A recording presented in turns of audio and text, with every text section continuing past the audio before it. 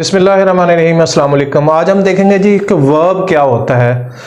Verb एक ऐसा word है, यानी एक ऐसा लफ्ज़ है जो हमें दो चीज़ें बताता है। आमतौर पर इनको हम कहते हैं जी कि ये एक्शन वर्ड होता है, इसमें कोई एक्शन कोई काम जो है डिस्क्राइब किया जाता है, बताया जाता है कि जनाब जो सब्जेक्ट जो है ना ये वाला काम कर रहा है।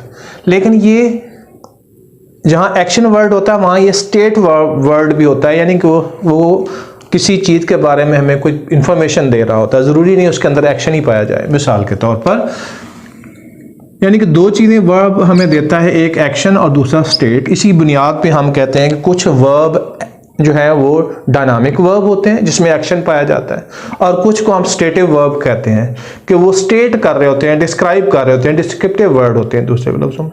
ठीक हो गई बात जी। चलें, मेरी बात थोड़ी सी आपको समझ आई होगी, ज़्यादा नहीं आई होगी। एग्जाम्पल्स की तरफ जाते हैं तो पता समझ में आ जाएगी आपको जी। Let's move to the examples. लिखा हुआ है खालिद राइट्स अ लेटर। तो इसमें अगर आपसे मैं ये कहूँ कि आप मुझे काइंडली वर्ब बता दें तो आप कहेंगे सर इसमें जो है ना राइट्स जो है ना वर्ब, ये वर्ब है। दूसरे में कहूँ जी इसमें भी आप मुझे वर्ब निकाल दें तो आप कहेंगे जाहिद गोज़ टू दिल्ली, यहाँ पे गोज़ जो है ये भी वर्ब है। तीसरे sentence Aslam is my best friend, इसमें आप वर्ब निकाल दें तो आप कहेंगे ये भी वर्ब है। और इसी तरीके से चौथे सेंटेंस में मैं कहूँ असलम इज़ प्लेइंग क्रिकेट, तो यहाँ पे आप वर्ब निकाल दें तो आप इन दोनों को सर्कल कर देंगे। अब सेंटेंस 1 में देखें तो राइट्स वर्ब है। सेंटेंस 2 में आपकी कैलकुलेशन बिल्कुल ठीक है, गोज़ वर्ब है।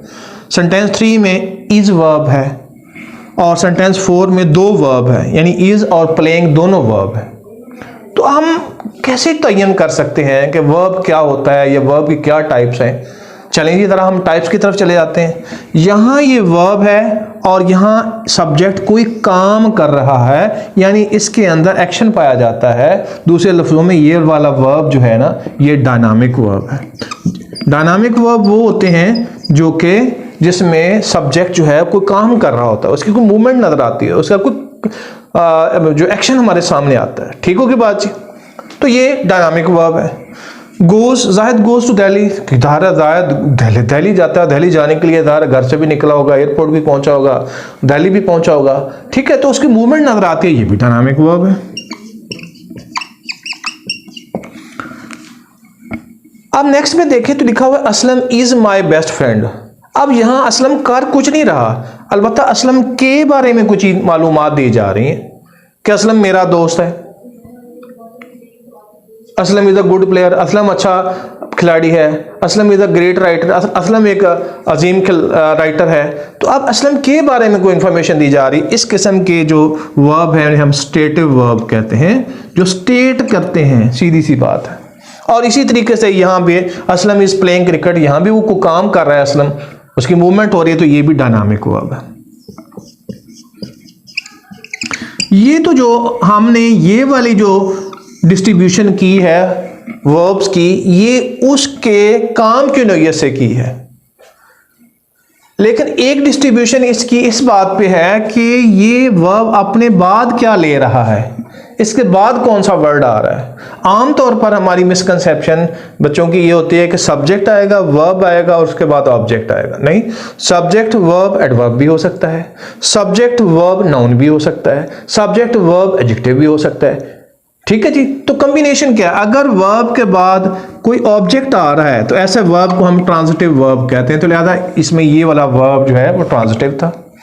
दूसरे में हम जो है देखें, ये एक्शन वर्ड तो है, डायनामिक तो है, लेकिन इसके बाद ये अपने बाद कोई ऑब्जेक्ट नहीं ले रहा। ये टू का ऑब्जेक्ट दिल्ली है, गोज़ का ऑब्जेक्ट कोई नहीं है। यहाँ पे प्रपोजिशन का ये ऑब्जेक्ट है। ऑब्जेक्ट दो के होते हैं, वर्ब का ऑब्जेक्ट होता है और प्रपोजिशन का ऑब्जेक्ट होता है।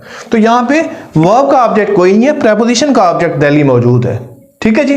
तो लिहाजा ये इंट्रांजिटिव है। अब तीसरे को देखें तो ना ये ट्रांजिटिव है ना ये इंट्रांजिटिव है, ये तो एक लिंक बता रहा है हमें, ये कोई एक्शन ही शो नहीं कर रहा। डायनामिक होगा तो ट्रांजिटिव होगा या इंट्रांजिटिव होगा ना। अब तो ये डायनामिक ही नहीं है, ये तो एक लिंक शो कर रहा है असलम के और बेस्ट फ्रेंड के दरमियान, तो हम इसे लिंकिंग वर्ब कहते हैं। इसी नाम से इसका नाम है जी लिंकिंग वर्ब। अब यहां सिर्फ थोड़ी सी पहचान कर लीजिए, आगे पूरी डिटेल से हम चीज़ों को बारी बारी जो है डिस्कस करेंगे।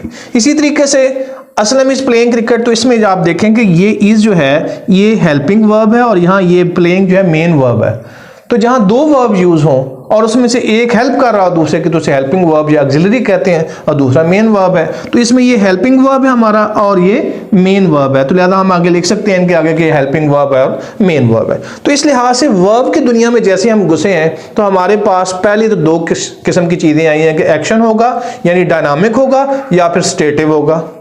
और अगर हम डायनामिक को मजीद कैलकुलेट करें तो ट्रांजिटिव होगा या इंट्रांजिटिव होगा, और स्टेटिव है तो वो लिंकिंग होगा या हेल्पिंग होगा।